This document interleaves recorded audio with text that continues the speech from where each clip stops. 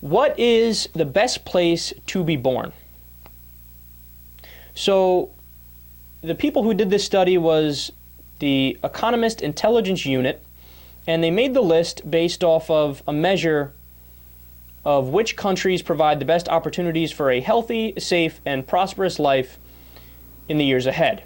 So here are their actual criterion.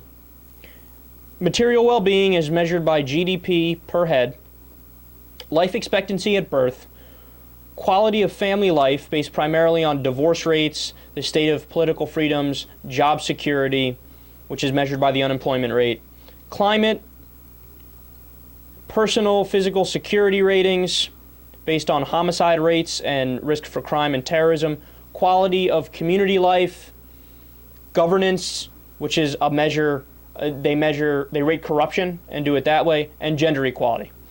So taking into account all those factors and objectively looking at the numbers, in 1988, we had Canada was number 5, Italy number 4, West Germany number 3, France number 2, and number 1 was the good old US of A.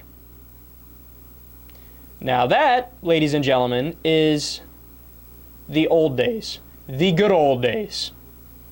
Today, 2013,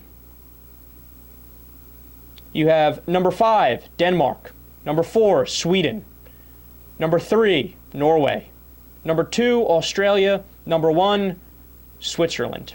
Now, do you notice something about these countries here? I'm not playing in this story. It's time for me to do a victory lap. Did you notice anything about those stories? These are the best places to be born. Almost all of them are what they call social democracies.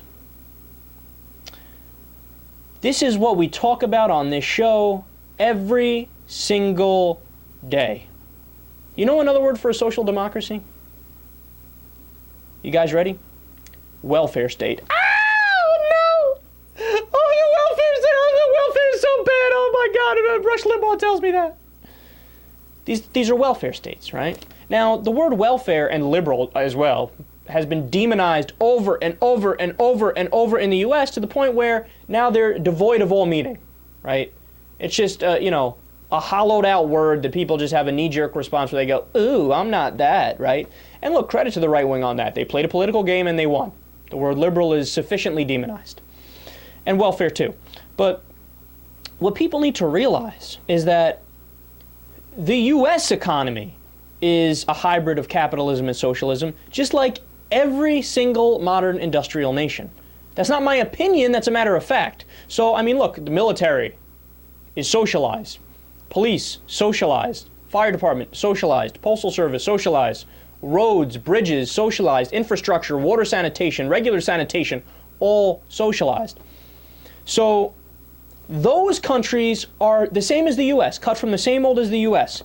They are just a more equal mix of capitalism and socialism. So to give you one example, at least in terms of just sheer jobs in the U.S., only 8% of jobs in the U.S. are government jobs, right? Over 90% is private sector, is capitalistic. So that number is a little bit higher when you look at the social democracies. So they have a little bit more of the aspect of socialism in their hybrid of socialism and capitalism, and they get all of the good parts of socialism.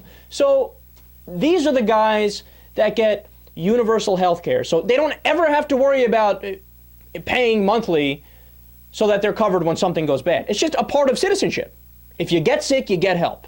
That's it. End of discussion. It comes out of your tax dollars. So our tax dollars in this country go to spending trillions of dollars in wars with Iraq and Afghanistan and setting up 900 military bases in 130 countries. In those areas, you get health care. You get universal college. You get universal daycare.